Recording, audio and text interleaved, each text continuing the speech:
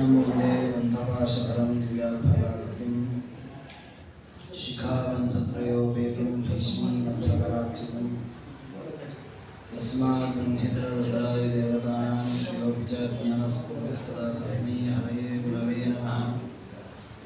मध्वसाध्यजनाराध्यशुद्धसिद्धान्तवर्धनाद्वैदिकजभेदुण्डवर्धयोद्धतपद्धतिम् अभ्रमं भङ्गरहितं मरणं विमलं सदा आनन्दतीर्थमतुलं भजे तापत्रयावहम्। मिथ्यासिद्धान्तदुर्ध्वान्तविध्वंसनविचक्षणः जयतीर्थाख्यतरणिर्भासवान्नो वदम्बरे आसेतो रातुषारात्रेः योदिशो निदवान्नो सत्यध्यानवरुःपादुयतीन्द्रैरविपूरितः ब्रह्मचर्य हरिप्रीतिसुविद्यावादशालिनः इष्टदां कष्टहर्तॄन्नः विद्यामान्यामणिनिमः आपादमौलिपर्यन्तं गुरुणामाकृतिं स्मरेत् तेन विघ्नाः प्रणश्यन्ति सिद्ध्यन्ति च मनोरथाः। श्रीगुरुभ्यो नमः। हरिः ओम् हरिः ओम् हरिः ओम्।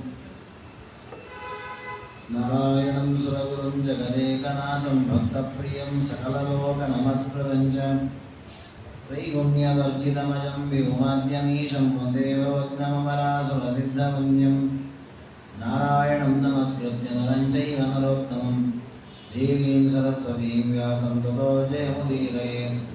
नारायणाय परिपूर्णगुणार्णवाय विश्वोदयस्थितिलयोन्नियतिप्रदाय ज्ञानप्रदाय विबुधासुरसौख्यदुःखसत्कारणाय वितताय नमो नमस्ते। ಇದು ವ್ಯಾಸದೇವರು ರಚನೆ ಮಾಡಿರತಕ್ಕಂತಹ ಶ್ರೀಮನ್ ಮಹಾಭಾರತದ ಅನುಶಾಸನ ಪರ್ವದಲ್ಲಿ ಉಮಾಮಹೇಶ್ವರರ ಸಂವಾದ ರೂಪದಲ್ಲಿ ಬಂದಂತಹ ಅನೇಕ ಅಪೂರ್ವವಾದ ವಿಷಯಗಳನ್ನು ತಿಳಿಯುವ ಪ್ರಯತ್ನವನ್ನು ಮಾಡ್ತಾ ಇದ್ದೇವೆ. ಪಾರ್ವತೀ ದೇವಿಯರು ಮಾರುತದೇವರ ಬಳಿಯಲ್ಲಿ ಒಂದು ಪ್ರಶ್ನೆಯನ್ನು ಕೇಳಿದರು. ಅನೇಕ ಜ್ಞಾನಿಗಳು ಕಾಡಿನಲ್ಲಿ ವಾಸವನ್ನು ಮಾಡುತ್ತಾರೆ, ಜೊತೆಗೆ ಆಶ್ರಮಾಭಿರತ ದೇವ ತಾಪಸಾಯಿ ತಪೋಧನ, ಅಲ್ಲಿ ಯಾವುದೇ ವಿಧವಾದ ವೈಭವದ ಜೀವನವಲ್ಲ, ಆದರೂ ಕೂಡ ದೀಪ್ತಿವಂತ ಕಯಾಚೈವ ಚರ್ಯಯಾತ ಭವಂತಿ, ಒಳ್ಳೆ ಕಾಂತಿಯುಕ್ತರಾಗಿದ್ದಾರೆ, ಆರೋಗ್ಯವಂತರಾಗಿದ್ದಾರೆ, ಸಿದ್ಧಿಯನ್ನು ಪಡೆದುಕೊಳ್ತಾ ಇದ್ದಾರೆ. ಇದು ಹೇಗೆ ಸಾಧ್ಯ? ನಾವು ಎಲ್ಲ ವಿಧವಾದ ಸವಲತ್ತಿದೆ, ಬೇಕಾದಷ್ಟು ಧನಾದಿಗಳಿದೆ, ಒಳ್ಳೆಯ ಅನೇಕ ಮಿತ್ರರ ಸಂಘ, ಅನೇಕ ಉಪಕರಣಗಳು, ಅನೇಕ ಭೋಗ ಪದಾರ್ಥಗಳ ಭೋಗ, ಇಷ್ಟೆಲ್ಲವೂ ನಮ್ಮಲ್ಲಿ ಇದ್ದು ಕೂಡ ಈ ಗ್ರಾಮದಲ್ಲಿ ವಾಸ ಮಾಡತಕ್ಕಂತಹ ಜೀವಿಗಳಿಗೆ ಇಲ್ಲದ ಸೌಂದರ್ಯ, ಇಲ್ಲದ ಸಿದ್ಧಿ ಕಾಡಿನಲ್ಲಿವರೆಗೆ ಸಿಗ್ತಾ ಇದೆ. ಇದು ಹೇಗೆ ಸಾಧ್ಯ ಆಗುತ್ತೆ? ಅದನ್ನು ಹೇಳಬೇಕು ಅಂತ ಕೇಳಿದ್ದಾರೆ. ಅದಕ್ಕೆ ಉತ್ತರವಾಗಿ ಮಾರುತದೇವರು ಹೇಳ್ತಾರೆ, ಉಪವಾಸ ವ್ರತೈರ್ದಾಂತಾಃ ಹ್ಯಹಿಂಸ್ರಾಃ ಸತ್ಯವಾದಿನಃ ಸಂಸಿದ್ಧ ಪ್ರೇತ್ಯಗಂಧರ್ವೈಃ ಸಹ ಮೋದಂತ್ಯನಾಮಯಾಃ. ಯಾವ ರೋಗಾದಿಗಳೂ ಬಾರದಂತೆ ಒಳ್ಳೆಯ ಸೌಂದರ್ಯಯುಕ್ತವಾಗಿ ಒಳ್ಳೆಯ ದೃಢವಾದ ಬಲಾದಿಗಳಿಂದ ಕೂಡಿದ ದೇಹ, ರೂಪ ಇದೆಲ್ಲ ನಮಗೆ ಸಿದ್ಧಿಸಬೇಕು ಅಂತಾದರೆ ಏನು ಮಾಡಬೇಕು ಅಂದರೆ ಉಪವಾಸ ವ್ರತೈಃ ದಾಂತಾಃ, ಉಪವಾಸ ವ್ರತವನ್ನು ಮಾಡಬೇಕು. ಉಪವಾಸ ವ್ರತದಲ್ಲಿ ಅನೇಕ ರೀತಿಯ ವ್ರತಗಳಿವೆ. ಸಮಾನವಾದ ನಿಯಮ ಏನು ಎಲ್ಲ ಉಪವಾಸಗಳಲ್ಲಿ ಅಂದರೆ ದೇವರ ಚಿಂತನೆಯನ್ನು ಮಾಡೋದು ಸಮಾನ, ಇನ್ನು ಉಳಿದ್ರಲ್ಲಿ ವ್ಯತ್ಯಾಸ ಇರ್ತದೆ. ಉಪವಾಸ ವ್ರತ ಅಂದಾಗ ಒಂದು ದಿನ ಬಿಟ್ಟು ಒಂದು ದಿನ ಉಪವಾಸ ಮಾಡುವ ಒಂದು ವ್ರತ ಇದೆ. ಇನ್ನು ಒಂದು ಹೊತ್ತು ಮಾತ್ರ ಆಹಾರ ತೆಗೆದುಕೊಂಡು ಉಳಿದ ಹೊತ್ತು ಆಹಾರವನ್ನು ತಿನ್ನದೇ ಇರುವ ಒಂದು ಉಪವಾಸ ವ್ರತ ಇದೆ. ಇನ್ನು ಆಹಾರವನ್ನು ಕಡಿಮೆ ಮಾಡ್ತಾ ಬರುವ ಒಂದು ವ್ರತ ಚಾಂದ್ರಾಯಣ ಅಂತ ಕರೀತಾರೆ. ಮತ್ತು ಅದನ್ನು ವೃದ್ಧಿ ಮಾಡ್ತಾ ಹೋಗೋದು. ಮೊದಲು ಒಂದೇ ತುತ್ತು, ಆಮೇಲೆ 2 ತುತ್ತು, 3 ತುತ್ತು, 15 ತುತ್ತು ಹೋಗಿ ಮತ್ತೆ 14, 13, 12 ಒಂದೊಂದು ಬರೋದು. ಹೀಗೆ ಅದರಲ್ಲಿ ಅನೇಕ ವ್ರತಗಳಿವೆ. ಅಲ್ಲ, ಎಲ್ಲ ರೀತಿಯ ಉಪವಾಸ ವ್ರತದಲ್ಲಿಯೂ ಸಮಾನವಾದ ನಿಯಮ ಅಂದರೆ ಅಂದರೆ ಪರಮಾತ್ಮ ಅವನ ಸಮೀಪದಲ್ಲಿ ವಾಸ ಮಾಡುವುದು, ದೇವರ ಚಿಂತನೆ ಮಾಡುವಂಥದ್ದು. ದಾಂತ ಇಂದ್ರಿಯಗಳನ್ನು ವಶ ಮಾಡಿಕೊಳ್ಳುವಂಥದ್ದು. ಅಹಿಂಸ್ರ ಯಾರ ಹಿಂಸೆಯನ್ನು ಮಾಡದೇ ಇರುವಂತಹದ್ದು. ಸತ್ಯವಾದಿನ ಸಜ್ಜನರಿಗೆ ಹಿತವಾಗುವಂತೆ ಮಾತನಾಡುವಂಥದ್ದು, ಯಾರನ್ನು ಉದ್ವೇಗಗೊಳಿಸದೇ ಇರುವಂತಹದ್ದು. ಈ ರೀತಿಯ ಗುಣವನ್ನು ಯಾರು ಸಂಪಾದಿಸಿದ್ದಾರೆ ಅವರು ಅನಾಮಯ, ಯಾವ ರೋಗವೂ ಇಲ್ಲದೆ, ಯಾವ ವಿಕಾರವನ್ನು ಹೊಂದದೆ ಸುಂದರವಾದ, ಒಳ್ಳೆಯ ದೃಢವಾದ, ಒಳ್ಳೆಯ ಜ್ಞಾನಾದಿಗಳಿಂದ ಕೂಡಿದ ದೇಹವನ್ನು ಸಂಪಾದಿಸುತ್ತಾರೆ. ಅಂದರೆ ನಮಗೆ ಒಳ್ಳೆಯ ಸೌಂದರ್ಯ ಇರಬೇಕು, ಮುಖದಲ್ಲಿ ದೀಪ್ತಿ, ಒಳ್ಳೆಯ ಕಾಂತಿ ಬೇಕು, ಒಳ್ಳೆಯ ವರ್ಚಸ್ಸು ಬರಬೇಕು ಅಂತಾದರೆ ದೇವರ ಮಂತ್ರಗಳನ್ನು ಜಪ ಮಾಡಬೇಕು. ನಾವು ಅದನ್ನು ಅನುಭವಕ್ಕೂ ತಾಳ್ಕೊಳ್ಳಿಕ್ಕೆ ಬರ್ತದೆ. ನಮ್ಮ ಮಕ್ಕಳಿಗೆ ಉಪನಯನವನ್ನು ಮಾಡಿ ಆ ಮಕ್ಕಳು ಸಂಧ್ಯಾವಂದನೆಯನ್ನು ಶುರು ಮಾಡಿ ಗಾಯತ್ರಿ ಜಪವನ್ನು ಮಾಡಲಿಕ್ಕೆ ಶುರು ಮಾಡಿದ ಮೇಲೆ ಆ ಮಕ್ಕಳ ಮುಖದಲ್ಲಿ ಒಂದು ತೇಜಸ್ಸು ಬರ್ತದೆ. ಅದು ಮೊದಲು ಇರೋದಿಲ್ಲ. ಆದರೆ ದುರಂತೆಯನ್ನು ಗುರುತಿಸ್ಲಿಕ್ಕೂ ನಮಗೆ ಆ ಯೋಗ ಬೇಕು. ಕೆಲವೊಮ್ಮೆ ಏನಾಗತ್ತೆ ಅಂದರೆ ಆ ಮಕ್ಕಳ ಮುಖದಲ್ಲಿ ತೇಜಸ್ಸು ಬಂದಿದೆಯೋ ಇಲ್ಲವೋ ಅನ್ನೋದು ನಮಗೆ ಗೊತ್ತಾಗಲ್ಲ. ಯಾಕೆ ನಾವು ಅದನ್ನು ತಿಳ್ಕೊಳ್ಳೋದ್ರಲ್ಲೂ ಹಿಂದೆ ಬಿದ್ದಿರ್ತೇವೆ. ಹಾಗೆ ನಮಗೆ ಉಪನಯನ ಆಗೋ ಮುಂಚೆ ಹೀಗೆ ಅವನಿಗೂ ಹಾಗೆ ಇದ್ರೆ ಏನು ವ್ಯತ್ಯಾಸ ಈಗ ಅನ್ಸುತ್ತೆ. ಅದು ಕೆಲವರಿಗೆ ಮಾತ್ರ ಮುಖವನ್ನು ನೋಡಿ ಅದರ ಲಕ್ಷಣ ಗೊತ್ತಾಗುತ್ತೆ. ಕೆಲವರು ಮೊದಲು ಒಳ್ಳೆ ಸದಾಚಾರಿಗಳಾಗಿರ್ತಾರೆ, ಇದ್ದಕ್ಕಿದ್ದಾಗ ಏನೋ ತಲೆ ಕೆಡತ್ತೆ, ಸದಾಚಾರ ಮೇಲೆ ಸಂಧ್ಯಾವಂದನೆ ಬಿಡ್ತಾನೆ, ಧರ್ಮ ಭ್ರಷ್ಟನಾಗ್ತಾನೆ, ಅನಾಚಾರ, ಹಿಂಸೆ ಇತ್ಯಾದಿ ಮಾಡ್ತಾ ಇರ್ತಾನೆ. ಅವನ ಮುಖದಲ್ಲಿ ಒಂದು ಕಳೆ ಹೊಂದುತ್ತದೆ, ಅವನ ಮುಖದಲ್ಲಿ ಒಂದು ಕಪ್ಪಿಟ್ಟಂತಾಗತ್ತೆ, ಅವನ ಮುಖದಲ್ಲಿ ದೋಷ ಬರುತ್ತೆ, ಅವನ ಮುಖದಲ್ಲಿ ಒಂದು ವಿಕಾರ ಆಗತ್ತೆ.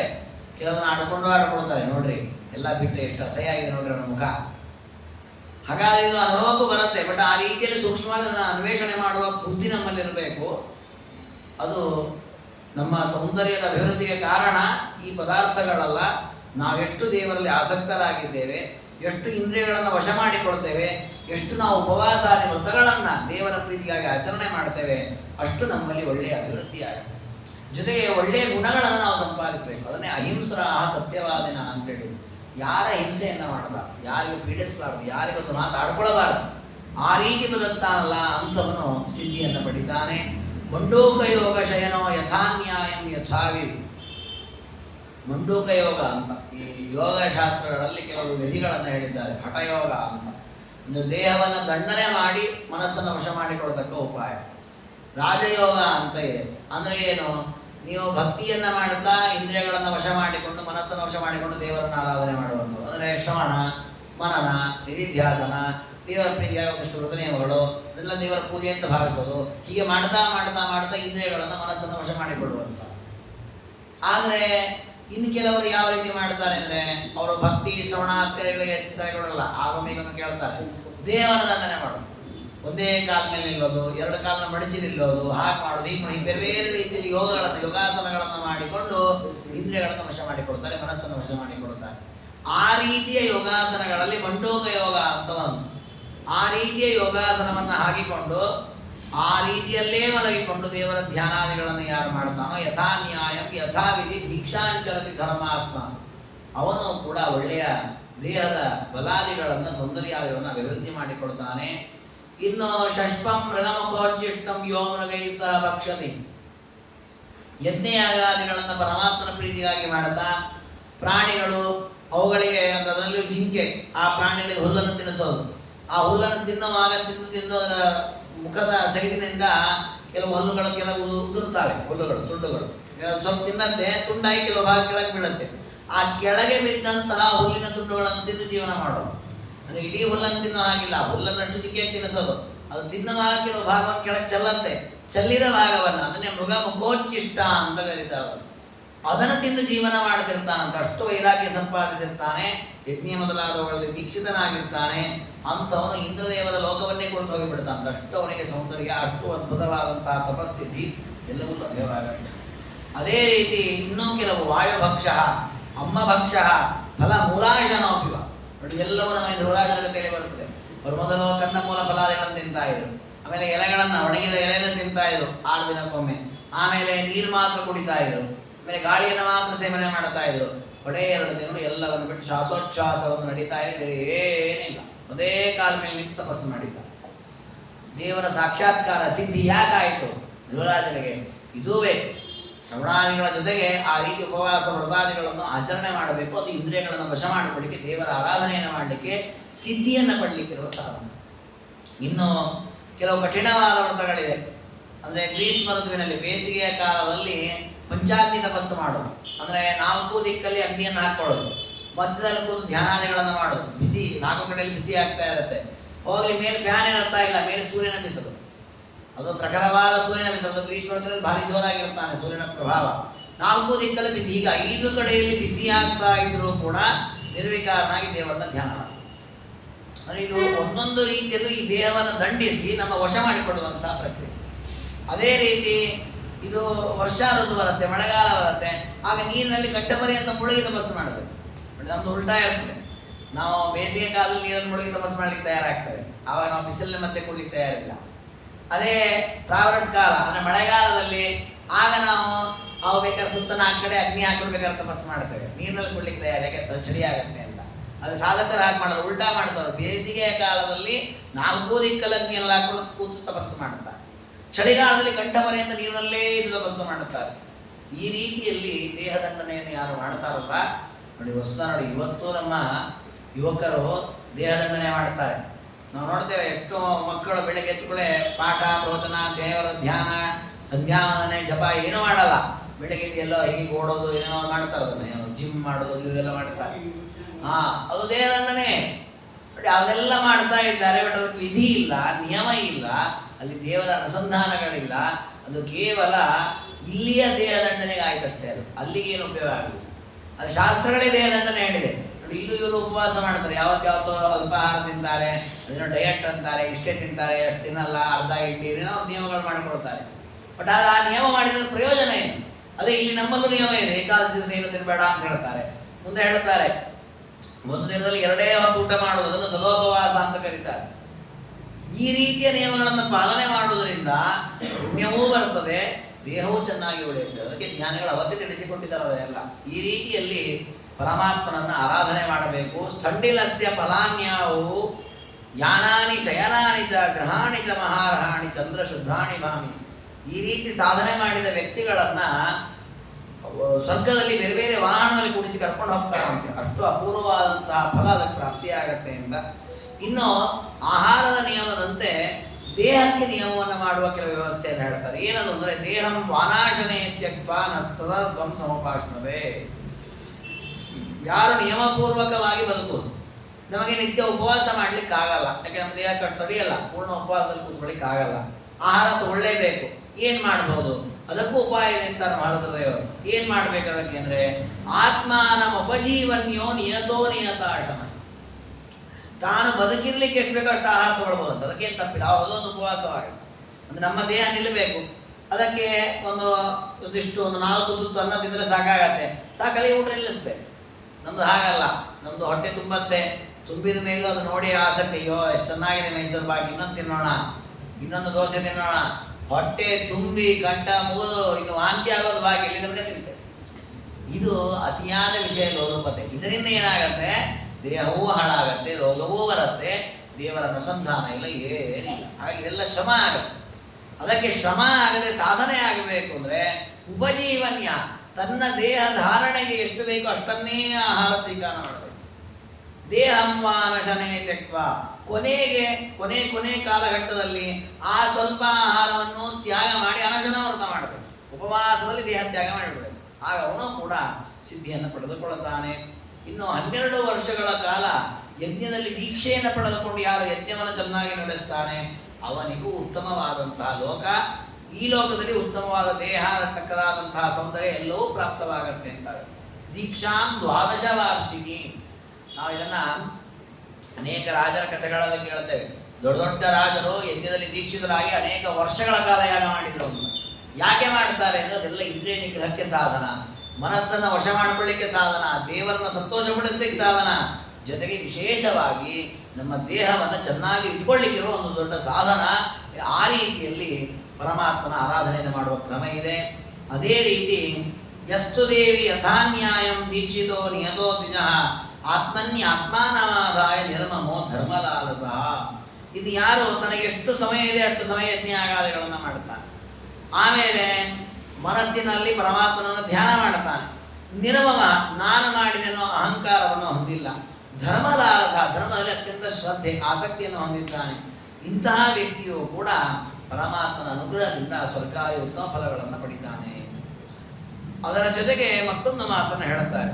ಯಾವುದದು ಅಂದರೆ, ಈ ವೀರರು ಕ್ಷತ್ರಿಯರು ಯುದ್ಧವನ್ನು ಮಾಡ್ತಾರೆ. ಯುದ್ಧವನ್ನು ಮಾಡ್ತಾ ಯುದ್ಧದಲ್ಲಿ ಶತ್ರುಗಳನ್ನು ಗೆಲ್ತಾ ಅವರನ್ನು ಸಂಹಾರ ಮಾಡ್ತಾ ತಾನು ದೇಹತ್ಯಾಗ ಮಾಡಿದ ಅಂತ ಆದರೆ ಅವನಿಗೆ ವೀರಸ್ವರ್ಗ ಅಂತ ಒಂದು ಪುಣ್ಯಲೋಕ ಪ್ರಾಪ್ತಿ ಇದೆ. ಅವನು ಯಾವುದೇ ಕ್ಷತ್ರಿಯನಾಗಿರಲಿ, ಅವನು ವಿಷ್ಣು ಭಕ್ತನೋ ಅಭಕ್ತನೋ ಏನೂ ಲೆಕ್ಕ ಇಲ್ಲ. ಅವನು ಯುದ್ಧವನ್ನ ಮಾಡ್ತಾ ಶತ್ರುವಿನ ಎದುರಿಗೆ ತನ್ನ ದೇಹವನ್ನು ಬಿಟ್ಟ ಅಂದ್ರೆ ಅವನಿಗೆ ಒಂದು ವೀರಸ್ವರ್ಗ ಆಗತ್ತೆ. ಆ ವೀರಸ್ವರ್ಗವನ್ನು ಹೇಗೆ ಆ ರೀತಿ ಹೋರಾಟ ಮಾಡಿದ್ರಿಂದ ಪಡೆದುಕೊಳ್ತಾನೋ ಅದೇ ರೀತಿ ವೀರಾಸನ ರಥಸ್ತಥ ನಾವು ಕೂಡ ಆಸನಾದಿಗಳಲ್ಲಿ ವೀರರಂತೆ ಕುಳಿತುಕೊಂಡು ಆ ಸಿದ್ಧಿಯನ್ನು ಪಡೆಯೋ ತನಕ ಧ್ಯಾನ ಮಾಡೋದು. ಅಲ್ಲಿ ತನಕವೂ ಆ ರೀತಿಯಲ್ಲಿ ಪರಮಾತ್ಮನ ಚಿಂತನೆ ಮಾಡೋದು. ಈ ರೀತಿಯಲ್ಲಿ ಯಾರು ತಲ್ಲೀನನಾಗ್ತಾನೆ ಸವೀರ ಗತಿಮಾ ಪುಣ್ಯಾತ್ ಅವರು ಕೂಡ ಆ ವೀರರು ಹೊಂದುವಂತಹ ಗತಿಯನ್ನು ಪಡೆದುಕೊಳ್ತಾನೆ. ಅದಕ್ಕೋಸ್ಕರವಾಗಿ ಸಾಧಕನಾದವನು ತನ್ನ ದೇಹವನ್ನು ಚೆನ್ನಾಗಿಟ್ಕೊಳ್ಬೇಕು, ಲೋಕದಲ್ಲಿ ಒಳ್ಳೆಯ ಪ್ರಸಿದ್ಧಿ ಬೇಕು, ಉತ್ತಮ ಕೀರ್ತಿ ಬರಬೇಕು, ಬಲಾದಿ ಗುಣಗಳು ನಮ್ಮಲ್ಲಿ ಅಭಿವ್ಯಕ್ತವಾಗಬೇಕು ಅಂದರೆ ಅದಕ್ಕೆ ತಕ್ಕ ಹಾಗೆ ದೇಹವನ್ನು ದಂಡನೆ ಮಾಡಬೇಕು. ಅದಕ್ಕೆ ನಮ್ಮಲ್ಲಿ ಮುಂಚಿಂದಲೂ ಕೂಡ ಈ ದೇವರ ಆರಾಧನೆಯನ್ನು ಮಾಡತಕ್ಕಂತಹ ದೊಡ್ಡ ದೊಡ್ಡ ಜ್ಞಾನಿಗಳೆಲ್ಲರೂ ಕೂಡ ನಿಯತಾಹಾರದಲ್ಲೇ ಇದ್ದರು. ನೀವು ಗಮನಿಸಿ ನೋಡಿ, ಯಾರೂ ಕೂಡ ಬರೀ ಊಟ ಮಾಡಿದೆ, ಬೆಳಿಗ್ಗೆ ಒಂದು ತಿಂಡಿ, ಮಧ್ಯಾಹ್ನ ಒಂದು ತಿಂಡಿ, ಸಾಯಂಕಾಲ ಒಂದು ಹಾಲು, ಅದು ಇದು ಇಲ್ಲವೇ ಇಲ್ಲ. ಪ್ರಾಚೀನ ಕಥೆಗಳನ್ನು ಕೇಳಿದರೆ ಬೆಳಿಗ್ಗೆ ತಿಂಡಿ ಅನ್ನೋ ವಿಚಾರವೇ ಇತ್ತೀಚಿನದು, ಪ್ರಾಚೀನಲ್ಲದು ಇಲ್ಲವೇ ಇಲ್ಲ. ಬೆಳಗ್ಗೆ ಎದ್ದ ಕೂಡಲೇ ಸ್ನಾನ ಮಾಡು, ಜಪ ಮಾಡು, ಜಪ ಮಾಡಿ ಹೂವು ತುಳಸಿ ಎಲ್ಲ ತೊಗೊಂಬರೋದು, ಮತ್ತೆ ಸ್ನಾನ ಮಾಡಿ ದೇವರ ಪೂಜೆ ಮಾಡೋದು, ಜಪ ಮಾಡು, ಮಧ್ಯಾಹ್ನ 1 ಗಂಟೆ 2 ಗಂಟೆಗೆ ಊಟ, ಅಲ್ಲಿವರೆಗೂ ಏನೂ ಆಹಾರವೇ ಇಲ್ಲ. ಮತ್ತೆ ಮಧ್ಯಾಹ್ನ ಊಟ ಆಗಿ ಎಲ್ಲ ಆದ್ಮೇಲೆ ಸಾಯಂಕಾಲ ತನಕ ದೇವ್ರದ್ದು ಏನೋ ಒಂದಿಷ್ಟು ಓದೋದು, ಅವಿಕತೆ ಅದು ಇದು ಮಾಡಿಕೊಳ್ಳೋದು, ಸಾಯಂಕಾಲ ಜಪ ಪೂಜೆ, ಆಮೇಲೆ ರಾತ್ರಿ ಏನಾರು ಆಹಾರ ತೊಗೊಂಡು ಮಲ್ಕೊಳ್ಳೋದು. 2 ಇತ್ತು. ಈಗ ಕಂಡು ಹೊತ್ತು ತಿನ್ನೋದಾಗಿತ್ತು. ಮುಂಚೆ 2 ಹೊತ್ತು ತಿಂತದ್ದು, ಈಗ ಕಂಡು ಹೊತ್ತು ಎಷ್ಟು ಬೇಕಾದ್ರೆ ತಿನ್ನೋದೆ. ಅಷ್ಟು ತಿಂದರೂ ಕೂಡ ನಮಗೆ ರೋಗಾದಿಗಳು ತಪ್ಪಿಲ್ಲ, ಸಮಾಧಾನ ಇಲ್ಲ. ಇನ್ನೂ ಕೂಡ ನಾಳೆ ಏನು ಮಾಡೋದು, ನಾಡ್ದು ಏನು ಮಾಡೋದು ವಿಚಾರದಲ್ಲೇ ಇರ್ತೇವೆ. ಹಾಗಾಗಿ ನಮಗೆ ಸಾಧನೆ ಮಾಡಲಿಕ್ಕೆ ಆಗಲ್ಲ. ಸಾಧನೆ ಮಾಡಬೇಕು ಅಂತ ನಿಯತಾಹಾರ ಭಗವದ್ಗೀತೆಯಲ್ಲಿ ಕೃಷ್ಣದೇವರನ್ನೇ ಹೇಳಿದ. ಯಥಾವಾಕ್ ಮನಸ್ಸನ್ನು ಮಾತನ್ನು ನಿಗ್ರಹದಲ್ಲಿ ಇಟ್ಕೊಂಡು ಹಾಗೆ ಆಹಾರವನ್ನು ನಿಗ್ರಹದಲ್ಲಿ ಇಟ್ಕೊಂಡು ಎಷ್ಟು ಬೇಕಷ್ಟೇ ಆಹಾರವನ್ನು ಸ್ವೀಕಾರ ಮಾಡ್ತಾ ಇದ್ರೆ ದೇಹ ನಮ್ಮ ವಶವಾಗಿರ್ತದೆ. ಎಷ್ಟೂ ಸಾಧನೆ ಮಾಡಲಿಕ್ಕಾಗತ್ತೆ. ಇಲ್ಲ ಅಂದರೆ ಏನೂ ಮಾಡಲಿಕ್ಕಾಗಲ್ಲ. ಹೀಗೆ ದೇಹದ ದಂಡನೆಗೆ ಸಂಬಂಧಪಟ್ಟ ಅಪೂರ್ವ ವಿಚಾರಗಳನ್ನು ಮಹಾದೇವರು ತಿಳಿಸಿಕೊಟ್ರು. ಇದಾದ ಮೇಲೆ ಪಾರ್ವತೀ ದೇವರು ಪ್ರಶ್ನೆ ಮಾಡ್ತಾರೆ, ಭಗನೇತ್ರಜ್ಞ ಉಷ್ಣೋ ದಂತ ನಿಪಾತನ ದಕ್ಷ ಕ್ರದುಹರ ತ್ರಕ್ಷ ಸಂಶಯೋಮೇ ಮಹಾನ್. ರುದ್ರದೇವರನ್ನು ಒಂದಿಷ್ಟು ಶಬ್ದಗಳಿಂದ ಸ್ತೋತ್ರ ಮಾಡ್ತಾರೆ. ಭಗ ಅನ್ನುವ ದೇವತೆಯ ಕಣ್ಣುಗಳನ್ನು ಕಿತ್ತವರು, ಉಷಾ ಅನ್ನುವ ದೇವತೆಯ ಹಲ್ಲನ್ನು ಕಿತ್ತಿದವರು, ದಕ್ಷ ಕ್ರತುಹರ ದಕ್ಷ ಪ್ರಜಾಪತಿ ಯಜ್ಞವನ್ನು ನಾಶ ಮಾಡಿದರು. ಇದಿಷ್ಟು ಪಾರ್ವತೀ ದೇವಿಯ ವಿಷಯವಾಗಿ ನಡೆದ ಘಟನೆ. ಸತೀದೇವಿಯಾಗಿದ್ದಾಗ ದಕ್ಷ ಪ್ರಜಾಪತಿ ಋತುದೇವರಿಗೆ ಅಪಚಾರ ಮಾಡಿದ ಅಂತ ಹೇಳಿ ಆ ಯಜ್ಞದ ವೇದಿಕೆಯಲ್ಲಿ ತಮ್ಮ ದೇಹತ್ಯಾಗವನ್ನು ಮಾಡಿ ಆಗ ವೀರಭದ್ರನ ರೂಪದಿಂದ ಋತುದೇವರು ಬಂದು ಆ ದಕ್ಷ ಪ್ರಜಾಪತಿಯ ಶಿರಚ್ಛೇದವನ್ನು ಮಾಡಿದರು. ಭಗನ ಕಣ್ಣುಗಳನ್ನು ಕಿತ್ತಿದ್ರು, ಪೂಷಾ ದೇವತೆ ಹಲ್ಲನ್ನು ಕಿತ್ತಿದ್ರು. ಅದನ್ನೆಲ್ಲ ನೆನಪಿಸಿಕೊಂಡು ದೇವರನ್ನ ಸ್ತೋತ್ರ ಮಾಡಿದರು ರುದ್ರದೇವರನ್ನು.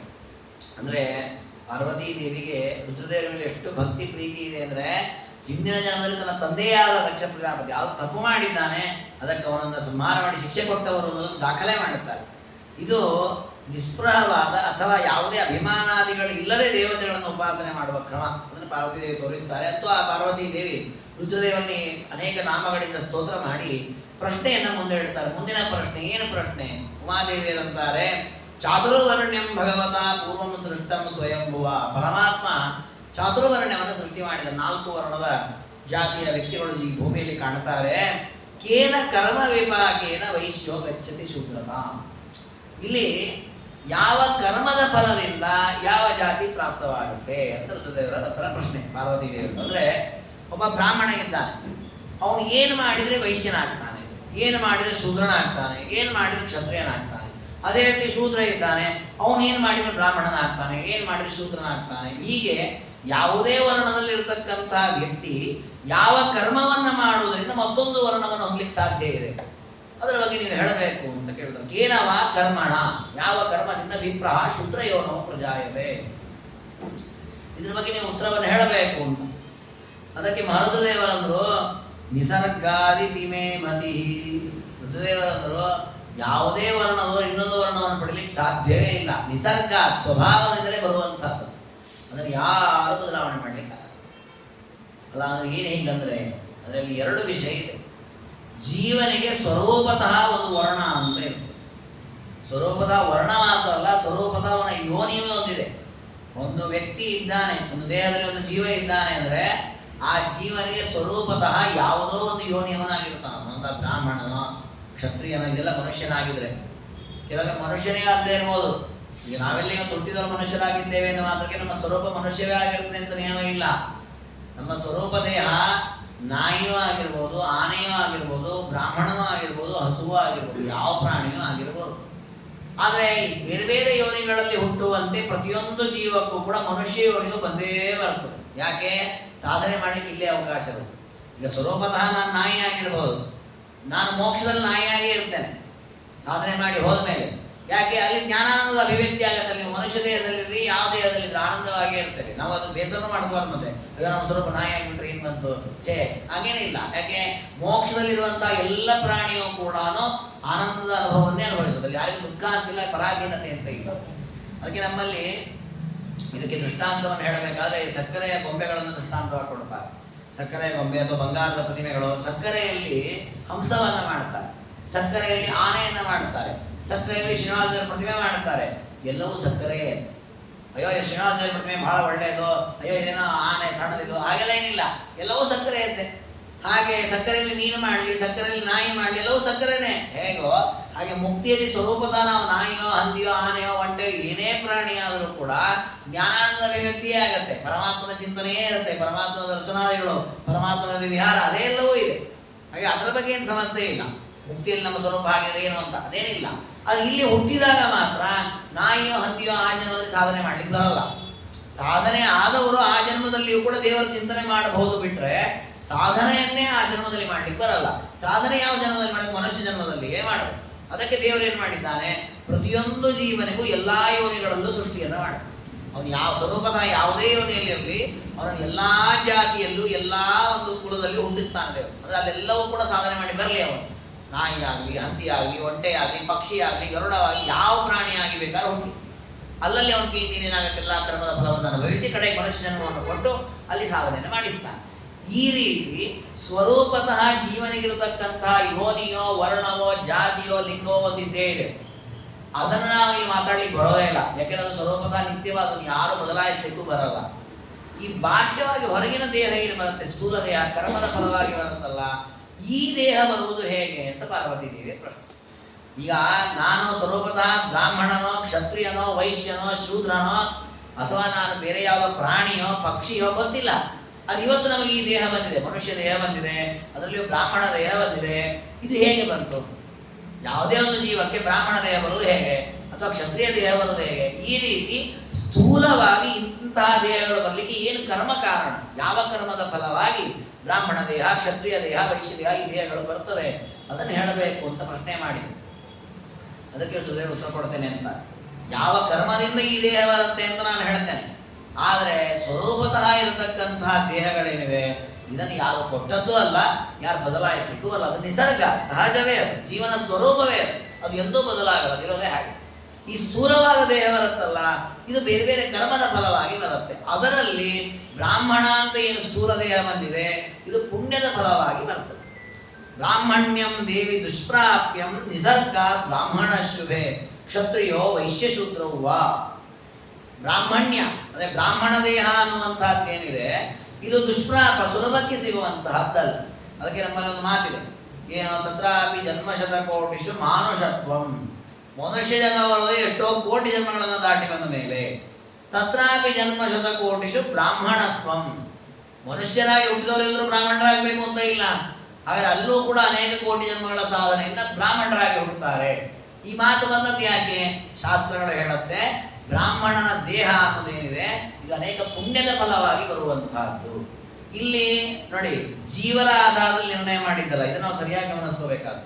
ಕೆಲವೊಮ್ಮೆ ಈ ಮಾತುಗಳನ್ನು ಕೇಳಿ ಏನು ಅನ್ಕೊಂಡ್ಬಿಡ್ತಾರೆ ಅಂದರೆ, ನೀವು ಶೂದ್ರರನ್ನು ಅಥವಾ ಬೇರೆ ಜಾತಿಯವರನ್ನು ಕೀಳು ಮಾಡ್ತಾ ಇದ್ದೀರಿ, ಅವ್ರ ಬಗ್ಗೆ ಕುತ್ಸಿತ ದೃಷ್ಟಿ ಇದೆ ನಿಮಗೆ, ನೀವು ಬ್ರಾಹ್ಮಣರನ್ನೇ ಮೇಲ್ವರ್ಗದವರು ಮಾಡ್ಕೊಂಡ್ರೆ. ಅದೆಲ್ಲ ಅಲ್ವೇ ಇಲ್ಲ. ಜೀವನ ಆಧಾರದಲ್ಲಿ ಏನೂ ಮಾತಾಡ್ತಾನೆ ಇಲ್ಲ. ದೇಹ ಬರುವುದು ಒಂದು ರೀತಿ ಹೇಳೋದಾದ್ರೆ, ನಾವು ವಸ್ತ್ರಗಳನ್ನು, ಇದು ರೇಷ್ಮೆಯ ವಸ್ತ್ರ, ಇದು ಕಾಟನ್ ವಸ್ತ್ರ ಅಂತ ಮಾಡ್ತೇವೆ. ರೇಷ್ಮೆ ವಸ್ತ್ರಕ್ಕೆ ಮಹತ್ವ ಜಾಸ್ತಿ. ಯಾಕೆ? ಎಲ್ಲ ಬಟ್ಟೆ ಅಲ್ವಾ, ಇದು ಕಾಟನ್ ಬಟ್ಟೆ, ಇದು ರೇಷ್ಮೆ ಬಟ್ಟೆ ಅಷ್ಟೇ, ಇದಕ್ಕೆ ಯಾಕೆ ಮಹತ್ವ ಜಾಸ್ತಿ ಅಂದರೆ, ಇಲ್ಲ ಅದು ಮೌಲ್ಯಯುತವಾದದ್ದು. ಯಾಕೆಂದ್ರೆ ಅದಕ್ಕೆ ಪೂರ್ವಭೂತವಾದ ವ್ಯವಸ್ಥೆ ಆಗಿದೆ. ಅದನ್ನು ಸಂಪಾದನೆ ಮಾಡೋದು ಅಥವಾ ಅದರ ಉತ್ಪಾದನೆ, ಅದರ ಹಿನ್ನೆಲೆಯಲ್ಲಿ ಏನೋ ಒಂದು ವೈಶಿಷ್ಟ್ಯ ಇದೆ, ಹಾಗೆ ಅದಕ್ಕೊಂದು ಮಹತ್ವ ಜಾಸ್ತಿ, ಇದಕ್ಕೆ ಮಹತ್ವ ಕಡಿಮೆ ಅಂತ ವ್ಯವಸ್ಥೆ ಇದೆ. ಹಾಗೆ ಬಂಗಾರ, ಬೆಳ್ಳಿ, ತಾಮ್ರ ಎಲ್ಲವಲ್ಲೂ ಅವೆ. ತಾಮ್ರಕ್ಕೆ ರೇಟ್ ಕಡಿಮೆ, ಬಂಗಾರಕ್ಕೆ ರೇಟ್ ಜಾಸ್ತಿ. ಯಾಕೆ ವ್ಯವಸ್ಥೆ ಅಂದರೆ ಅದರ ಪಾತ್ರದ, ಅದರ ಸ್ವರೂಪವೇ ಹಾಗೆ. ಹಾಗೆ ದೇಹಗಳು ಅನೇಕ ದೇಹಗಳಿವೆ. ಆ ದೇಹಗಳ ಪೈಕಿ ಬ್ರಾಹ್ಮಣ ಅಂತ ಏನೊಂದು ಸ್ಥೂಲ ದೇಹ ಇದೆ, ಈ ದೇಹಕ್ಕೆ ಮಹತ್ವ ಇದೆ. ಇದು ಪುಣ್ಯದ ಫಲವಾಗಿ ಬರತಕ್ಕ ದೇಹ. ಹಾಗಾಗಿ ಅದನ್ನು ನಾವು ತಿಳ್ಕೊಳ್ಬೇಕು. ಇಲ್ಲಿ ಯಾರೋ ಒಬ್ಬ ವ್ಯಕ್ತಿ ತಾನು ದೊಡ್ಡವನಾಗ್ಲಿಕ್ಕೆ ಮಾಡ್ಕೊಂಡದ್ದಲ್ಲ, ಆ ರೀತಿಯ ಜನ್ಮ ಬರಲಿಕ್ಕೆ ಕಾರಣ ಪುಣ್ಯದ ಫಲ. ಜ್ಯೇಷ್ಠಂ ವರ್ಣಮನುಪ್ರಾಪ್ಯ ತಸ್ಮಾತ್ ರಕ್ಷೇತ ವೈದ್ಯ ಕರ್ಮಣ ದುಷ್ಕೃತೇನೆಯ ಅತ್ಯಂತ ಕಠಿಣವಾದ ಸಾಧನೆಯನ್ನು ಮಾಡಿ ಕರ್ಮದ ಫಲವಾಗಿ ಈ ಒಂದು ಒಳ್ಳೆಯ ಶರೀರವನ್ನು ಪಡೆದುಕೊಳ್ತಾನೆ. ನಾವು ಕೆಲವೊಮ್ಮೆ ಹೇಳ್ತೇವಲ್ಲ, ಏನೋ ಪಾಪ ಕಷ್ಟಪಟ್ಟು ಓದಿ ಎಲ್ಲ ಮಾಡಿ ಒಳ್ಳೆ ಸೀಟ್ ಸಿಕ್ಕಿದ್ರಿ ಎಲ್ಲ ಹಾಳು ಮಾಡ್ಕೊಂಡ ಅವನು. ಅಂದರೆ ಆ ಸೀಟ್ ಎಲ್ರಿಗೂ ಯಾಕೆ ಕೊಡಲ್ಲ? ಮತ್ತೆ ನೀವು ಅಂದರೆ ಇಲ್ಲ, ಆ ಸೀಟ್ ಬರಲಿಕ್ಕೆ ಅದಕ್ಕೆ ತಕ್ಕ ಅರ್ಹತೆ ಬೇಕು, ಆ ಸಾಧನೆ ಮಾಡಿರಬೇಕು. ಹಾಗೆ ಈ ದೇಹ ಬರಲಿಕ್ಕೆ ಸಾಧನೆ ಮಾಡಿರ್ಬೇಕು. ಇದೆಲ್ಲ ಪೂರ್ವಜನ್ಮ ಒಪ್ಪಿದಾಗ ಮಾತ್ರ ಆಗತ್ತೆ. ನೀವು ಪೂರ್ವಜನ್ಮವೇ ಒಪ್ಪಲ್ಲ ಅಂತವ್ರಿಗೆ ವಾದ ಮಾಡ್ಲಿಕ್ಕೆ ಆಗಲ್ಲ. ಅಂಥವ್ರಿಗೆ ವಾದ ಮಾಡೋ ಕ್ರಮವೇ ಬೇರೆ ಇದೆ. ಅದು ಇದು ವ್ಯವಸ್ಥೆ ನೀವು ತಿಳಿಸ್ಬೇಕಾದ್ರೆ ಪೂರ್ವಜನ್ಮ ಒಪ್ಪಬೇಕು. ಪೂರ್ವಜನ್ಮದಲ್ಲಿ ನಾವೇನು ಸಾಧನೆ ಮಾಡಿದ್ದೇವೆ ಅದರ ಫಲವಾಗಿ ನಮಗೆ ಈ ಜನ್ಮದಲ್ಲಿ ದೇಹ ಬರುವಂತಹದ್ದು. ಈ ದೇಹ ಬರುವುದು ಹೇಗೆ ಅಂದರೆ ಪುಣ್ಯದ ಫಲವಾಗಿ ಇಂಥ ದೇಹ ಬರ್ತದೆ. ಅದರಲ್ಲಿಯೂ ಕೂಡ ಆ ದೇಹ ಬಂದಾಗ ಜ್ಯೇಷ್ಠಂ ವರ್ಣಂ ಅನಪ್ರಾಪ್ಯ ತಸ್ಮಾತ್ ರಕ್ಷೇತ ವೈ ದ್ವಿಜಃ. ಬ್ರಾಹ್ಮಣ ಅನ್ನುವ ದೇಹ ಬಂದೋದ್ರಲ್ಲಿ ನೀವು ಹುಟ್ಟಿದ ಮೇಲೆ ಆ ಬ್ರಾಹ್ಮಣ ದೇಹವನ್ನು ರಕ್ಷಣೆ ಮಾಡಬೇಕು ಅಂತ ಹೇಳಿದ್ದೇವೆ. ಬ್ರಾಹ್ಮಣ ದೇವನೇನು ರಕ್ಷಣೆ ಮಾಡೋದು? ಎಲ್ಲರೂ ಅವ್ರ ದೇಹ ರಕ್ಷಣೆ ಮಾಡಿಕೊಡ್ತಾರೆ, ಆಗಲ್ಲ. ಬ್ರಾಹ್ಮಣನಾದವನ ಮರ್ಯಾದೆಯನ್ನು ಅವನು ಉಳಿಸ್ಕೊಳ್ಳಬೇಕು. ಆಗ ಅವನ ಬ್ರಾಹ್ಮಣ ದೇಹವನ್ನು ರಕ್ಷಣೆ ಮಾಡಿಕೊಳ್ಳೋದಂದರೆ ನಮಗೆ ಕೊಟ್ಟ ಸ್ಥಾನ, ನಮಗೆ ಕೊಟ್ಟಂತಹ ಒಂದು ಕಾರ್ಯವನ್ನು ನಾವು ವ್ಯವಸ್ಥಿತವಾಗಿ ಆ ಚೌಕಟ್ಟಿನಲ್ಲಿ ಮಾಡಿದ್ವಿ ಅಂತಾದರೆ ನಮಗೆ ಎಲ್ಲರೂ ಮರ್ಯಾದೆ ಕೊಡ್ತಾರೆ. ಅದು ನಮಗೆ ಕೊಟ್ಟ ಕಾರ್ಯವನ್ನು ನಾವು ಮಾಡಲಿಲ್ಲ ಅಂತಾದರೆ ಎಲ್ಲರೂ ನಮ್ಮನ್ನು ಆಡ್ಕೊಳ್ತಾರೆ, ನಮ್ಮನ್ನು ಆ ಸ್ಥಾನದಿಂದ ಭ್ರಷ್ಟರನ್ನಾಗಿ ಮಾಡಿದ್ರೆ ಇನ್ಮೇಲೆ ಇಲ್ಲಿ ಬರಬೇಡಪ್ಪ, ನೀನು ಈ ಕೆಲಸ ಮಾಡಬೇಡಪ್ಪ ಅಂತ ಹೇಳ್ತಾರೆ. ಹಾಗೆ ನಮಗೆ ಕೊಟ್ಟ ಕರ್ತವ್ಯ ನಾವು ಚೆನ್ನಾಗಿ ಮಾಡಬೇಕು. ಯಸ್ತು ವಿಪ್ರತ್ವಮುತ್ಸೃಜ್ಯ ಕ್ಷಾತ್ರಂ ಧರ್ಮಂ ನಿಷೇವತೆ ಬ್ರಾಹ್ಮಣಾತ್ ಸ ಪರಿಭ್ರಷ್ಟ ಕ್ಷತ್ರಯೋನೋ ಪ್ರಜಾಯತೆ. ಯಾರು ಬ್ರಾಹ್ಮಣನಾಗಿ ಹುಟ್ಟಿ ಬ್ರಾಹ್ಮಣ ಧರ್ಮಗಳನ್ನು ಪಾಲನೆ ಮಾಡ್ತಾ ಕ್ಷತ್ರಿಯೋವಾತ ವೈಶ್ಯೋವಾ ಬ್ರಹ್ಮಭೂಯಂ ಸ ಗಚ್ಚತಿ. ನೋಡಿ, ಬ್ರಾಹ್ಮಣನಾಗಿ ಹುಟ್ಟಿದ್ದಾನೆ, ಬ್ರಾಹ್ಮಣನಾಗಿ ಇದ್ದ ಕೆಲವೇ ದಿನಗಳಲ್ಲಿ ಬ್ರಾಹ್ಮಣ ಧರ್ಮವನ್ನು ಬಿಟ್ಟ ಕ್ಷತ್ರಿಯ ಧರ್ಮವನ್ನು ಶುರು ಮಾಡಿದ, ವೈಶ್ಯ ಧರ್ಮವನ್ನು ಶುರು ಮಾಡಿದ. ನೋಡಿ, ತನ್ನ ಕರ್ತವ್ಯವನ್ನು ತಾನು ಬಿಟ್ಟ.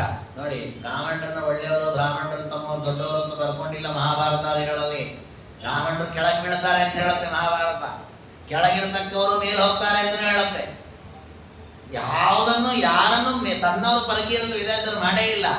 ಏನಿದೆ ಸ್ಥಿತಿಗತಿಯನ್ನು ಯಥಾವತ್ತಾಗಿ ಕೊಟ್ಟಿದ್ದಾರೆ. ಬ್ರಾಹ್ಮಣನಾದವನು ತನ್ನ ಕರ್ತವ್ಯ ಚೆನ್ನಾಗಿ ನಿರ್ವಹಿಸಿ ದೇವರ ಆರಾಧನೆಯನ್ನು ಮಾಡ್ತಾ ಇದ್ದ ಅಂತಾದರೆ ಅವನು ಮತ್ತೆ ಒಂದು ಒಳ್ಳೆಯ ಜನ್ಮದಲ್ಲಿ ಬರ್ತಾನೆ.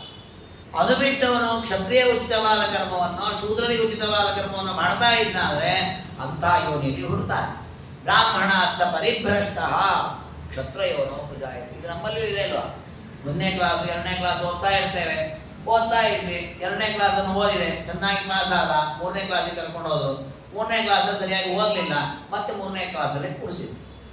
ಇನ್ನೂ ಅತಿಯಾಗಿ ಮಾಡಿದರೆ ಕ್ಲಾಸಿಂದ ಹೊರಗೆ ಹಾಕಿಬಿಡ್ತಾರೆ. ಹಾಗಿದು ಕೂಡ ಒಂದೊಂದೇ ಸ್ಥಾನವನ್ನು ಮೆಟ್ಲು ನೀಡ್ತಾ ಬರಬೇಕು. ನೀವು ಯಾಕೆ ಪ್ರಾಣಿಗಳನ್ನು ಕೆಳಗಿಡ್ತೀವಿ ಅಂದರೆ ಎಲ್ಲರೂ ಜೀವಿಗಳೇ, ನಾವು ಜೀವಿಗಳು, ಅವು ಜೀವಿಗಳೇ, ಹಾಗಂತ ಮೊದಲು ಪ್ರಾಣಿಗಳಿಗೆಲ್ಲ ಆಮೇಲೆ ನಮಗೆ ಎಂತ ಮಾಡ್ತೀವ? ಮನುಷ್ಯರಿಗಿಂತ ಪ್ರಾಣಿಗಳು ಕೆಳಗೆ ಅಂತ ಹೇಳ್ತೇವೆ ನಾವೇ. ಯಾಕೆ ಪ್ರಾಣಿಗಳಿಗಾಗೋ ಯಾಕೆ ವಿಭಾಗ? ಹೇಗೆ ಪ್ರಾಣಿಗಳು ನಮಗಿಂತಲೂ ಕೂಡ ಯೋಗ್ಯತೆಯಲ್ಲಿ ಕೆಳಗೆ ಅಂತ ನೀವು ಒಪ್ಕೊಳ್ತೀರೋ ಹಾಗೆ ಈ ಮನುಷ್ಯರಲ್ಲಿಯೂ ಕೂಡ ತಾರತಮ್ಯ ಇದೆ. ಅವರವರ ಕರ್ಮದ ಫಲವಾಗಿ ಅವರವರಿಗೆ ಸಿಕ್ಕಂತಹ ದೇಹ, ಅವರವರಿಗೆ ಸಿಕ್ಕ ಸ್ಥಾನಮಾನಗಳಿಗೆ ನೋಡುವಾಗ ಇಲ್ಲೂ ಕೂಡ ತಾರತಮ್ಯ ಇದೆ. ಅದನ್ನು ಮಹಾರಾಜ ದೇವರು ಹೇಳ್ತಾರೆ, ಬ್ರಾಹ್ಮಣ್ಯಂ ದುರ್ಲಭಂ ಪ್ರಾಪ್ಯ ಕರೋತ್ಯಲ್ಪಮತಿಸ್ತದ. ಇನ್ನು ಕೆಲವರು ಬ್ರಾಹ್ಮಣ ಜನ್ಮವನ್ನು ಪಡೆದಿರ್ತಾರೆ, ಬ್ರಾಹ್ಮಣ ಜನ್ಮವನ್ನು ಪಡೆದದಕ್ಕೆ ಏನು ಮಾಡಬೇಕದನ್ನು ಬಿಡ್ತಾರೆ, ಬಿಟ್ಟು ಏನು ಮಾಡ್ತಾರೆ? ಲೋಭ ಮೋಹವು ವ್ಯಪಾಶ್ರಯ, ಲೋಭ ವ್ಯಾಮೋಹ, ಅದರಿಂದಾಗಿ ವೈಶ್ಯ ಕರ್ಮವನ್ನು ಮಾಡ್ತಾರೆ. ಅಂದರೆ ವೈಶ್ಯರಿಗೆ ಉಚಿತವಾದ ಕರ್ಮ ಯಾವುದು? ಧನಾದಿಗಳ ಅಭಿವೃದ್ಧಿ ಮಾಡುವುದು, ವ್ಯವಹಾರ ಮಾಡುವುದು, ಕೃಷಿ ಇತ್ಯಾದಿಗಳನ್ನು ಅಥವಾ ಅಂಗಡಿ ಇತ್ಯಾದಿಗಳನ್ನಿಟ್ಟು ವ್ಯವಹಾರ ಮಾಡುವಂತಹದ್ದು.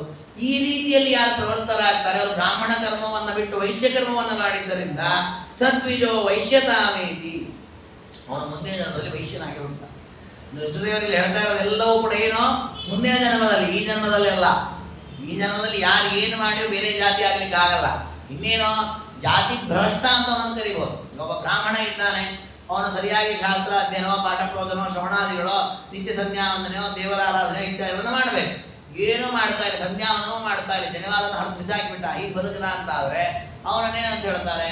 ವಿಪ್ರಚಾಂಡಾಲ ಅಥವಾ ಪತಿತ, ಹೀಗೆ ಕರಿಬೋದು. ಅವ್ನು ಬ್ರಾಹ್ಮಣನೇ ಅಲ್ಲ, ಅವ್ನು ಶೂದ್ರ ಅಲ್ಲ ಅಂತ ಹೇಳಿ ಬರಲ್ಲ. ಯಾಕಂದರೆ ಜಾತಿ ಎನ್ನುವಂಥದ್ದು ಎರಡು ರೀತಿಯಲ್ಲಿ ಬರುತ್ತೆ. ಸಂಸ್ಕಾರದಿಂದ ಬರೋದು ಒಂದು ಜಾತಿ, ಇನ್ನೊಂದು ಆ ದೇಹ ತಂದೆ ತಾಯಿಗಳಿಂದ ಹುಟ್ಟುವಾಗಲೇ ಅದಕ್ಕೊಂದು ಜಾತಿ ಬರುತ್ತೆ. ಅದನ್ನು ಯಾರು ಬದಲಾಯಿಸಲಿಕ್ಕಾಗಲ್ಲ. ನಮಗೆ ಇಷ್ಟ ಇರೋ ಕಷ್ಟ ಇರೋದು ಬೇರೆ ವಿಷಯ, ಬರೋದು ಹಾಗೆ, ಸ್ಥಿತಿ ಇರೋದು ಹಾಗೆ.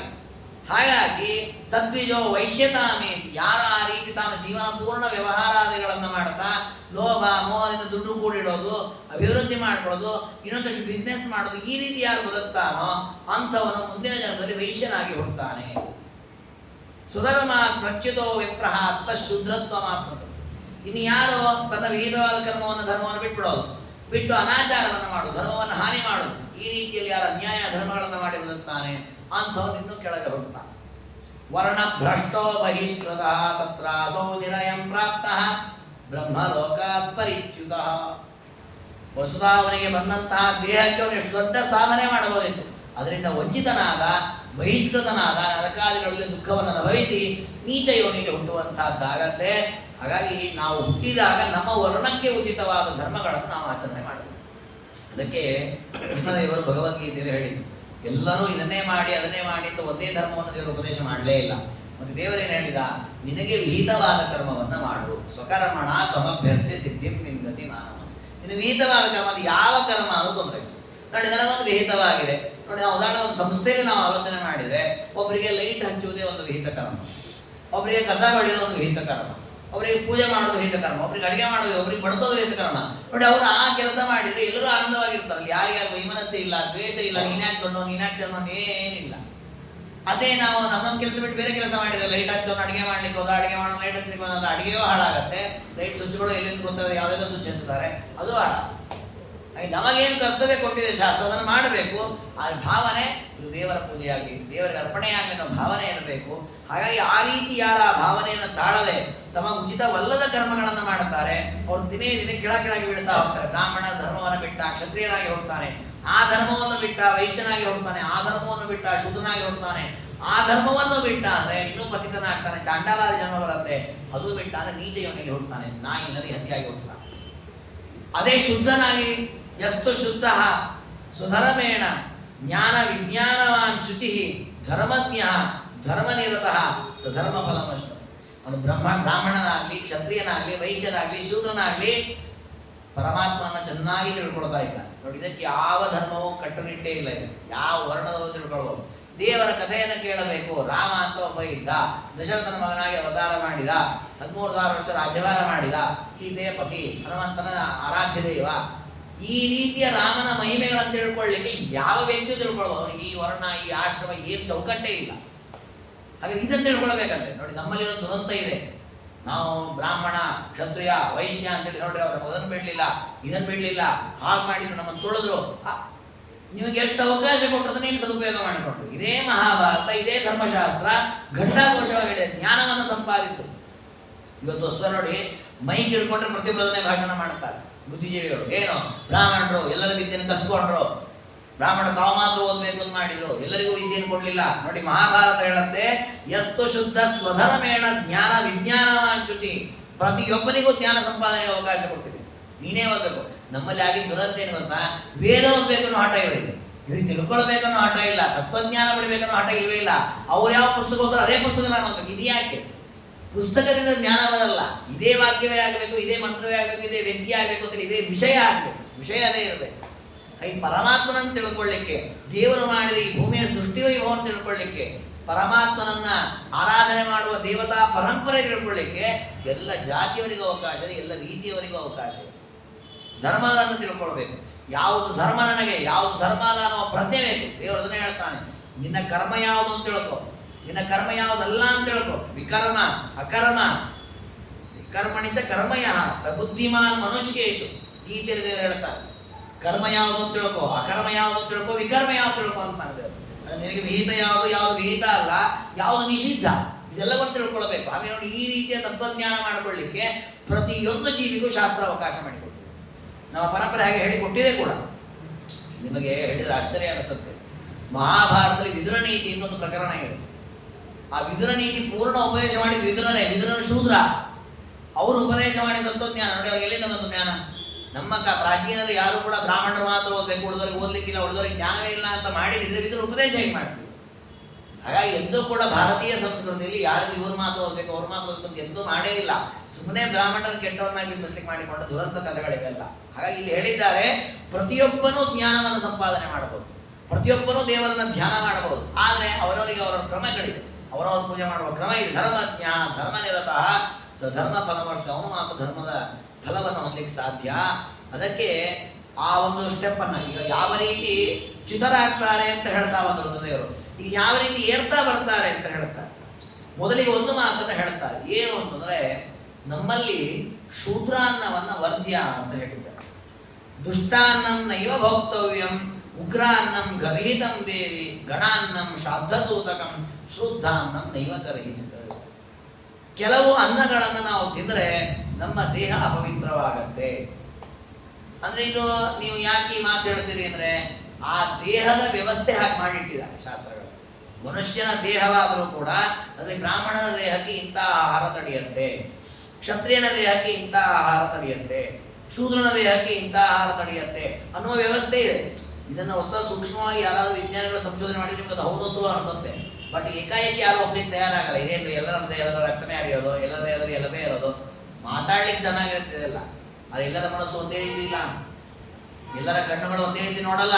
ಹಾಗಾದ್ರೆ ನಮ್ಮ ದೇಹದಲ್ಲಿರುವ ನಾನಾ ವಿಧವಾದ ವಿಕಾರಗಳಿವೆ. ಹಾಗಾದ್ರೆ ಆಹಾರದಿಂದಾಗಿ ಅದರ ಪರಿಣಾಮವೂ ಬೀರುತ್ತೆ. ಅದಕ್ಕೆ ಹೇಳ್ತಾರೆ ಶೂದ್ರರ ಅನ್ನವನ್ನು ತಿನ್ನುವಂತಿಲ್ಲ ಬ್ರಾಹ್ಮಣ ಅನ್ನೋದು. ತಿಂದ್ರೆ ಏನಾಗ್ತಾನೆ? ಶೂದ್ರನಾಗಿ ಹೋಗ್ತಾನೆ. ಅದೇ ರೀತಿ ನೋಡಿ, ನಾವು ಹೇಳಂದ್ವಿ ಅಂತೇಳಿ ಕೆಲವರು ಶೂದ್ರ ನೋಡ್ರಪ್ಪ ನಮ್ಮನ್ನು ಕೆಳಗೆ ಮಾಡಿಬಿಟ್ಟು ಬ್ರಾಹ್ಮಣರು ಮಾಡಿದ ಅನ್ನವನ್ನು ತಿನ್ನಬಾರ್ದು ಅಂತ ಇದೆ. ಬ್ರಾಹ್ಮಣ ಪತಿತನಾಗಿದ್ದ ಅಂತಾದ್ರೆ ಅಂಥವನ ಅನ್ನವನ್ನು ಊಟ ಮಾಡಿದವನು ಕೆಳಗೆ ಹೋಗಿ ಬೀಳ್ತಾನೆ. ಹಾಗಾದ್ರೆ ಇಂಥವರು ಅಂಥವರು ಅಂತಲ್ಲ, ಈ ದೇಹದ ಅಭಿವೃದ್ಧಿಗೆ ಸಾಧನೆಗೆ ಯಾವುದು ಉಚಿತ ಅಂತ ಆಹಾರವನ್ನು ಸ್ವೀಕಾರ ಮಾಡಬೇಕು. ಅದೇ ರೀತಿ ಯಾರು ಉಗ್ರರ ಅನ್ನವನ್ನು ಅಂದ್ರೆ ಜಗತ್ತಲ್ಲಿ ಹಿಂಸೆಯನ್ನು ಮಾಡೋದು, ಪೀಡಿಸೋದು, ಅಂಥವರು ಕೊಟ್ಟ ಪದಾರ್ಥವನ್ನು ಯಾರು ತಿಂತಾರೆ ಅವರು ಕೂಡ ಪತಿತರಾಗ್ತಾರೆ. ಇದೇ ಮಹಾಭಾರತದಲ್ಲಿ ಬರ್ತದೆ. ಕೃಷ್ಣ ಪರಮಾತ್ಮ ಸಂಧಾನಕ್ಕೆ ಅಂತ ಬರುವಾಗ ಮಧ್ಯದಲ್ಲಿ ದುರ್ಯೋಧನ ಬರ್ತಾನೆ. ಕೃಷ್ಣ, ನಮ್ಮ ಮನೆಗೆ ಎಲ್ಲ ಆದರ ಆತಿಥ್ಯ ರೆಡಿಯಾಗಿದೆ, ಬಾ ನೀವು ಊಟಕ್ಕೆ ಹಾಕ್ತೇವೆ ಬಾ.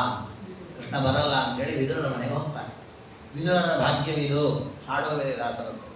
ಯಾಕೆ ಹೋದ ಕೃಷ್ಣ ಪರಮಾತ್ಮ? ಯಾಕೆ ಹೋದ ಅಂದ್ರೆ ದೇವರಂದ, ನನಗೆ ಹಸಿವಾಗಿಲ್ಲ, ನಿನಗೆ ನನಗೆ ಊಟಕ್ಕೆ ಹಾಕಬೇಕು ಅನ್ನೋ ಶ್ರದ್ಧೆಯೂ ನಿನಗೇನಿಲ್ಲ, ನಿನಗೆ ನಿನ್ನ ದೊಡ್ಡಿಸ್ಕೆ ತೋರಿಸ್ಕೊಳ್ಬೇಕು ಅನ್ನೋ ಚಾಪಲ್ಯ ಇದೆ, ನನಗೆ ಹಸಿವಾಗಿಲ್ಲ. ಹಸಿವಾದಾಗ ತಿನ್ಬೋದು ಒಂದು ಪಕ್ಷ, ಯಾರು ಕೊಟ್ಟರು, ನನಗೆ ಹಸಿವೇ ಆಗಿಲ್ಲ. ಇದರ ಜೊತೆಗೆ ನೀನು ಅಧಾರ್ಮಿಕ, ನಿನ್ನಂಥವ್ರ ಮನೆಗೆ ಅನ್ನ ಮಾಡ್ತಿದ್ದೆ ನಾನು ಕೆಳಗೆ ಬಿಡ್ತೇನೆ, ನಾನು ತಿನ್ನಲ್ಲ ಅಂತ. ಅಂದ್ರೆ ಯಾರು ಧರ್ಮಭ್ರಷ್ಟನಾಗಿದ್ದಾನೆ, ಯಾಕೆಂದ್ರೆ ಕ್ಷತ್ರಿಯೋಚಿತವಾದ ಧರ್ಮಗಳನ್ನು ಮಾಡುವುದು ಬಿಟ್ಟು ಅತ್ಯಂತ ಹೇಯವಾಗಿ ಪಾಂಡವರ ದ್ರವ್ಯವನ್ನು ಚೌರ್ಯ ಮಾಡುವುದು, ಆ ದ್ರೌಪದಿ ದೇವಿಯರ ವಸ್ತ್ರಾಪಹಾರ ಮಾಡುವುದು, ಎಷ್ಟು ರೀತಿಯ ಪೀಡೆ, ಅತ್ಯಂತ ಹೇಯವಾದ ವೃತ್ತಿಯಲ್ಲಿ ಬದುಕಿದ. ಅದಕ್ಕೆ ದೇವರನ್ನ ಅವನ ಮನೆಯ ಒಂದು ಅಗಳು ತಿಂದ್ರು ಮಹಾಪಾಪ ಬರ್ತದೆ, ನಾನು ತಿನ್ನಲ್ಲ ಅಂತ. ನೋಡಿ, ವಸ್ತು ಕ್ಷತ್ರಿಯ, ಅವನಿಗೆ ಶೂದ್ರ ಅಲ್ಲ ದುರ್ಯೋಧನ. ಹಾಗಾದ್ರೆ ಧರ್ಮಶಾಸ್ತ್ರ ಅನ್ನುವಂತಹದ್ದು ಎಲ್ಲ ಜಾತಿಗೂ ಒಂದೇ ರೀತಿ ಶಿಕ್ಷೆ ಕೊಡುತ್ತದೆ. ಇವರಿಗೆ ಅವರಿಗೆ ತಿನ್ನೋದ್ರಲ್ಲಿ ಪ್ರಭೇದ ಇಲ್ಲ, ತಾರತಮ್ಯ ಇಲ್ಲ. ಈ ರೀತಿ ಬ್ರಾಹ್ಮಣನಾದವನು ಯಾವಾಗ ತನ್ನ ಜಾತಿಯ ವ್ಯವಸ್ಥೆ, ತನಗಿರ್ತಕ್ಕಂತಹ ಕರ್ತವ್ಯಗಳನ್ನು ಬಿಡ್ತಾನೆ, ಆಗ ಅವನು ಬ್ರಾಹ್ಮಣ ಜನ್ಮವನ್ನು ಹಾಳು ಮಾಡಿಕೊಳ್ತಾನೆ. ಯಸ್ಯಾನ್ನೇನ ಅವಶೇಷೇಣ ಜಡರೋ ಯೋ ಪ್ರಿಯೇ ದ್ವಿಜ. ನೋಡಿ, ಇದಕ್ಕೆ ಉಲ್ಟಾ ಇದೆ. ನೋಡಿ ಹೇಗಿದೆ ಪರಿಸ್ಥಿತಿ.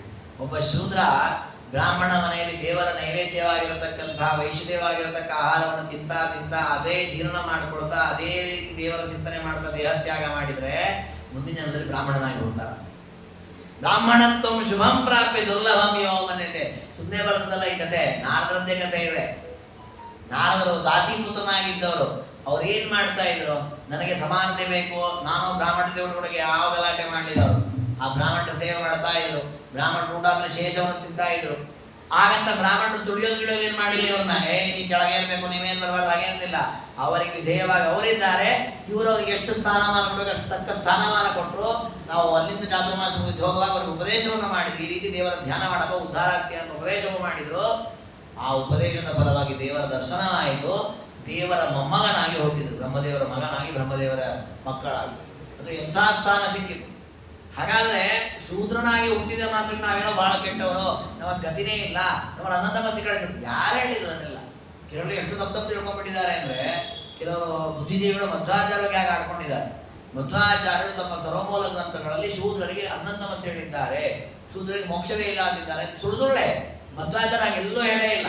ಮಧ್ವಾಚಾರ್ಯರ ಯಾವ ಗ್ರಂಥದಲ್ಲಿಯೂ ಕೂಡ ಶೂದ್ರನಿಗೆ ಮೋಕ್ಷ ಇಲ್ಲ ಅಂತ ಹೇಳೇ ಇಲ್ಲ ಆಚಾರ್ಯ. ಆಚಾರ್ಯ ಸ್ಪಷ್ಟವಾಗಿ ಹೇಳಿದ್ದಾರೆ, ಸರ್ವವರ್ಣದವರಿಗೂ ಮೋಕ್ಷ ಇದೆ. ಮಧ್ವಾಚಾರ್ಯ ಇನ್ನೂ ಮುಂದಕ್ಕೆ ಹೋಗ್ತಾರೆ, ಚಂಡಾಲ, ಪತಿತ, ಅಂತ್ಯಜ, ಶೂದ್ರ ಅಥವಾ ಶೂದ್ರ ಅನ್ನೋದಕ್ಕಿಂತ ಈ ನಾಯ ಮಾಂಸವನ್ನು ಬೇಯಿಸಿ ತಿನ್ನತಕ್ಕಂತಹ ಶೊಪಾಕಿ ಅವನು ಅತ್ಯಂತ ಕೆಳಗಿನವನು.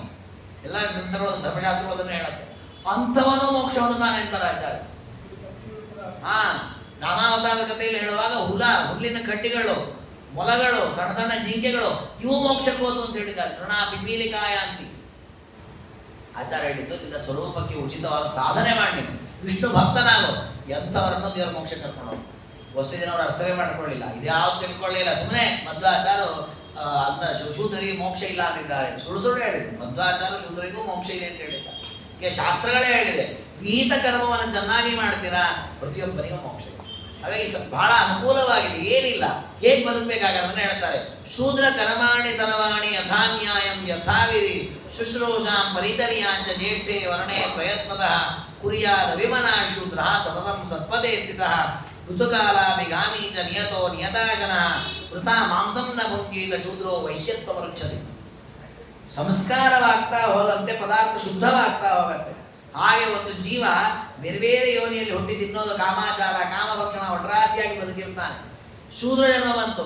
ಆ ಜನ್ಮದಲ್ಲಿ ಶೂದ್ರನಿಗೆ ಉಚಿತವಾದ ಧರ್ಮಗಳನ್ನು ಪಾಲನೆ ಮಾಡಿದ, ತನ್ನ ಸೇವೆ ಮಾಡುವ ವೃತ್ತಿ ಸೇವೆಯನ್ನು ಮಾಡಿದ, ಅವ್ರು ಹೇಳಿದಂತೆ ತಾನು ಚೆನ್ನಾಗಿ ರಕ್ಷಣಾದಿಗಳನ್ನು ಮಾಡಿದ, ಅವ್ರು ಕೊಟ್ಟ ಆಹಾರಗಳನ್ನು ಸ್ವೀಕಾರ ಮಾಡಿದ, ದೇವರ ಧ್ಯಾನ ಮಾಡಿ ಅದನ್ನು ಹೇಳಿದ. ನಿಯತಾಶನಃ ಶೇಷಾನ್ನಕೃತ ಭೋಜನ ಸತ್ಪತೆ ಸ್ಥಿತ. ನೋಡಿ, ಅವರಿಗೂ ಧ್ಯಾನ ಇದೆ, ಅವರು ದೇವರನ್ನ ಆರಾಧನೆ ಮಾಡಬೇಕು, ಅವರು ಧರ್ಮವನ್ನು ಪಾಲನೆ ಮಾಡಬೇಕು, ಅವರು ಕೂಡ ಆಹಾರದಲ್ಲಿ ಉಪವಾಸಾದಿ ವ್ರತಗಳನ್ನು ಮಾಡಬೇಕು.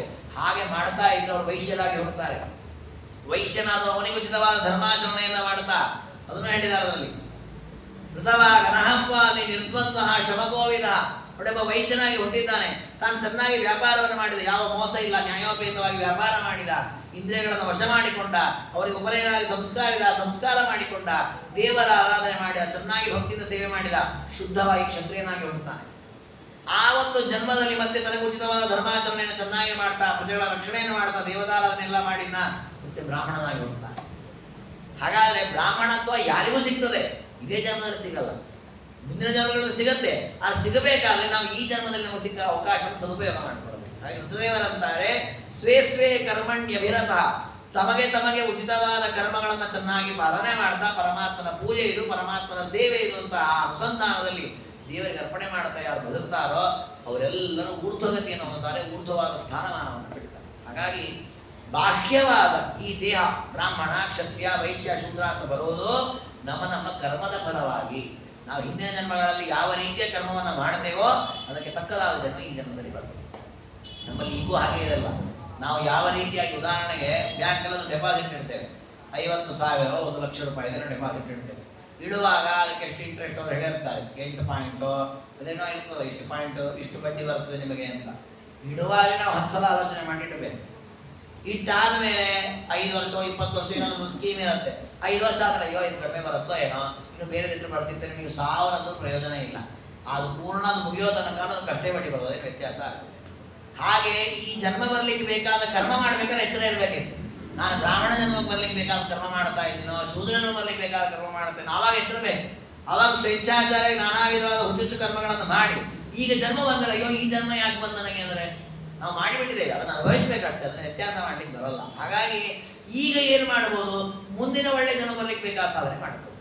ನಾವು ಈಗೋ ಅದನ್ನು ಮಾಡಲಿಲ್ಲ ಆದರೆ ಇನ್ನಷ್ಟು ಹಾಳಾಗ್ತಾ ಹೋಗುತ್ತೆ. ಅದಕ್ಕೆ ಸಾಧಕನಾದವನು ತನ್ನ ವರ್ಣ, ತನ್ನ ಆಶ್ರಮ, ತನ್ನ ಜಾತಿ, ತನ್ನ ಲಿಂಗ, ತನ್ನ ಸ್ಥಾನಮಾನ ಅದಕ್ಕೆ ಉಚಿತವಾದ ಕಾರ್ಯವನ್ನು ಮಾಡಬೇಕು. ಆಗ ಉತ್ತಮವಾದ ಫಲವನ್ನು ಪಡಿತಾನೆ ಅಂತ ಮಹಾರುದ್ರದೇವರು ಉಪದೇಶವನ್ನು ಮಾಡುತ್ತಾರೆ.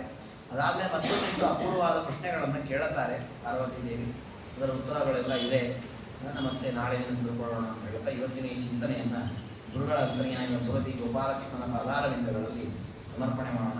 ಸರ್ವ ಸಂಪೂರ್ಣ ಸರ್ವದೋಷ ವಿವರ್ಜಿತ ಪ್ರಿಯತಾಂ ಪ್ರೀತಯೇವ ಪರಮಸ್ಯ ಶ್ರೀಕೃಷ್ಣಾರ್ಪಣಮಸ್ತು.